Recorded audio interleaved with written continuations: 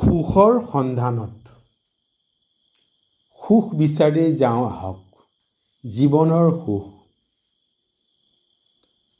আজিৰ এই খণ্ডটি আৰম্ভ কৰাৰ পূৰ্বে আনন্দচন্দ্ৰ আগৰৱালাদেৱৰ সুখ নামৰ কবিতাটিৰ এটা পংক্তিৰে আজিৰ খণ্ডটি আৰম্ভ কৰিবলৈ লৈছোঁ।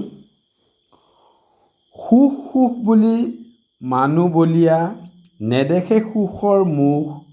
সুখ বিচাৰোঁতে পায় সংসাৰত দুখৰ উপৰি দুখ। দেখিও নেদেখা কিয় দিনকণা, সুখ যে হাততে আছে। যিয়ে দিব পাৰে স্বাৰ্থ বলিদান, সুখ ফুৰে পাছে পাছে। এয়া হ'ল কবি আনন্দচন্দ্ৰ আগৰৱালাদেৱৰ সুখ নামৰ কবিতাটিৰ এটি পংক্তি। যাওঁ বলক সুখৰ সন্ধান কৰোঁ। সুখৰ সংজ্ঞা বা ধাৰণা ব্যক্তিভেদে ভিন ভিন। সেইবাবে সুখ কি তাৰ এক সাৰ্বজনীন সংজ্ঞা দিয়াটো জটিল। তথাপি আমি ক'ব পাৰোঁ যে সুখ এক আত্মসন্তুষ্টি, যি আমাৰ কৰ্মৰাজিৰ দ্বাৰা প্ৰাপ্ত হয়, যি সময়ৰ সোঁতত নিৰ্মিত হয়, যাক আগতীয়াকৈ তৈয়াৰ কৰি থ'ব নোৱাৰি।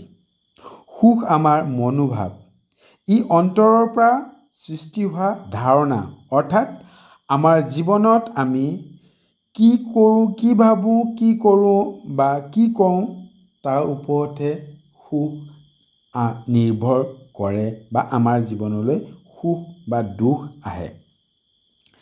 অৰ্থাৎ আমাৰ জীৱনত আমি কি কৰোঁ, কিয় কৰোঁ, কেনেকৈ কৰোঁ, কি কওঁ, কিয় কওঁ, কেনেকৈ কওঁ, কি ভাবোঁ, কিয় ভাবোঁ আৰু কেনেকৈ ভাবোঁ, এই তিনিটাৰ মাজত ভাৰসাম্য ৰক্ষা কৰিব পৰাটোৱেই হ'ল সুখ।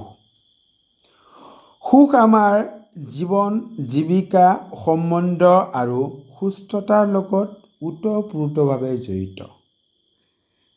সেইবাবে সুখক আমাৰ জীৱনৰ লগত সংযুক্ত কৰি তিনিটা ভাগত আমি ভাগ কৰিব পাৰোঁ, যেনে আনন্দদায়ক জীৱন, ভাল জীৱন আৰু অৰ্থপূৰ্ণ জীৱন।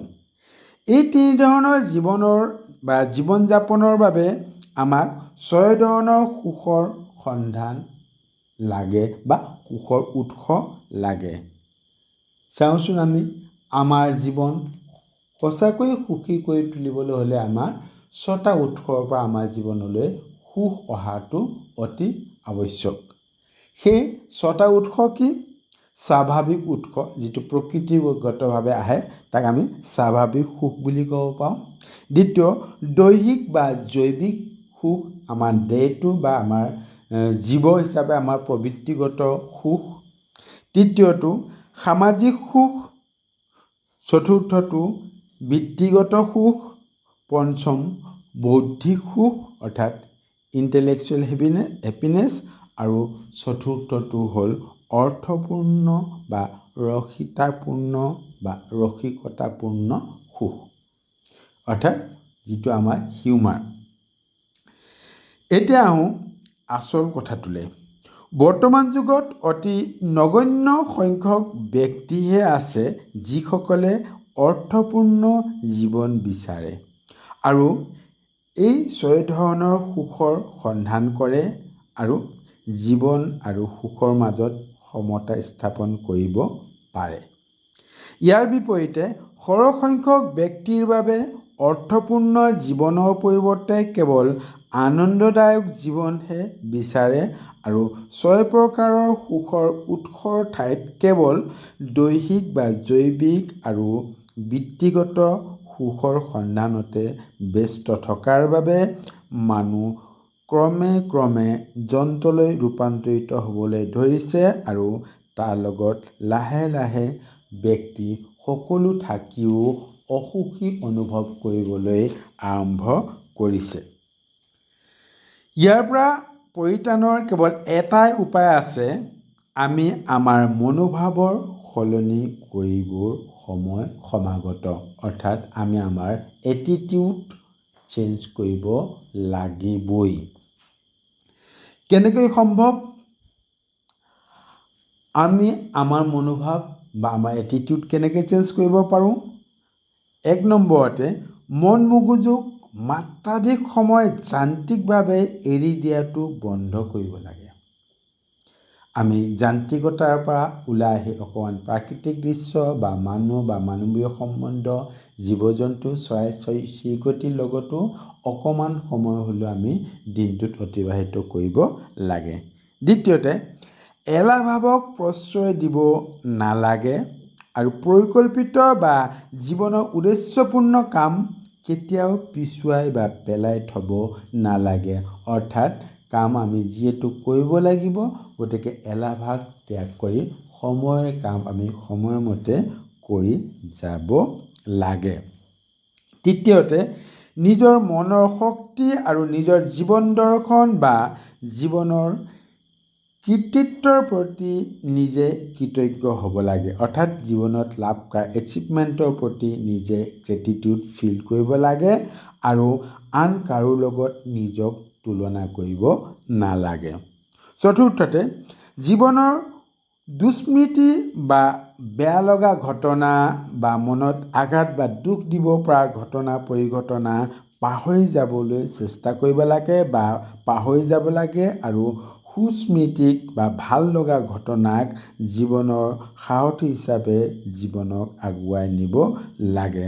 অৰ্থাৎ অতীত ভুলৰ বাবে নিজক ক্ষমা কৰাৰ লগতে সাহস আৰু মহানুভৱতাৰে সকলোকে ক্ষমা কৰিব লাগে। অৰ্থাৎ ক্ষমা ভাৱটো আমাৰ থাকিব লাগে। 5 নম্বৰত জীৱনৰ সকলো পৰিস্থিতি বা বেয়া দিন বা ভাল দিন দুয়োটাকে সমানে মৰ্যাদা দিব লাগে, কাৰণ কোনোটোৱে চিৰস্থায়ী নহয়। ভাল দিনো যেনেকৈ সদায় নাথাকে, আমাৰ জীৱনত বেয়া দিনো সদায় নাথাকে। গতিকে দুয়োটাকে সমানে গুৰুত্ব বা সমানে মৰ্যাদা দিব লাগে আৰু সদায় ধনাত্মক চিন্তাধাৰাৰে আগবাঢ়ি যাব লাগে।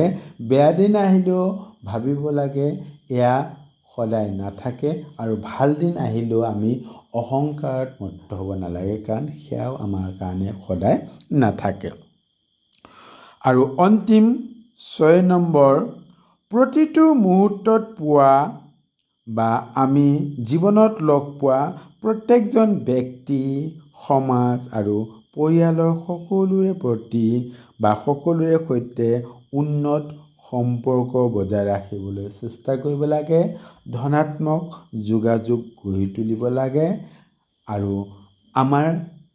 তেওঁলোকৰ আৰু আমাৰ মাজত এটা ভাৰসাম্য ৰক্ষা কৰি চলিব লাগে। তেতিয়াহে আমাৰ জীৱনলৈ সুখ অহাটো স্বাভাৱিক। আশা কৰোঁ আপোনালোক ইয়াৰ দ্বাৰা কিঞ্চিতমান হ'লেও উপকৃত হৈছে বা হ'ব। সকলোৰে মংগল কামনা কৰি সকলোকে ধন্যবাদ জনাইছোঁ।